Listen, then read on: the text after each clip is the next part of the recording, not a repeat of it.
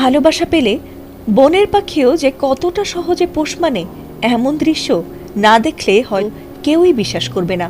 মানুষে মানুষে যেখানে ভালোবাসা ও বিশ্বাস কমে যাচ্ছে, সেখানে একটি বন্য পাখির মানুষের প্রতি এত মায়া ও ভালোবাসা যে পাখিটিকে বনে ছেড়ে দিলেও সে বারবার তার কাছেই ফিরে আসছে। প্রায় ৩ মাস আগে বাড়ির পাশের একটি ভিটায় তালগাছের নিচে বাজ পাখিটিকে কুড়িয়ে পান পটুয়াখালীর সদর উপজেলার বদরপুর দরবার শরীফ এলাকার গাড়ি চালক সোহাগ খান। তখন পাখিটি ছিল আহত ও দুর্বল।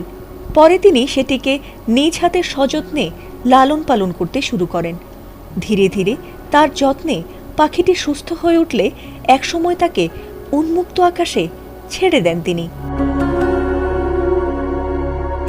তবে মুক্ত আকাশে উড়ে যাওয়ার সুযোগ পেলেও পাখিটি তাকে ছেড়ে কোথাও যায় না। এখন তিনি ডাক দিলেই সে যেখানেই থাকুক না কেন সাড়া দিয়ে উড়ে চলে আসে তার কাছে। এরপর সোহাগের হাতেই বসে খাবার খায় পাখিটি। মানুষে মানুষে যেখানে ভালোবাসা ও বিশ্বাস কমে যাচ্ছে, সেখানে একটি বন্য পাখির এমন নির্ভরতা সত্যিই বিরল ও হৃদয়স্পর্শী ঘটনা। অনেকেই বলছে যে এসব পাখি পালন যায় না, ই করানো যায় না, পোষ মানানো যায় না। পরে আমি কই দূর যাইলে যাবো, বড় হইলে শুন আর মায়ের বাবার কাছে চলে যেতে রে, এই জন্য সারাই পালছিলাম।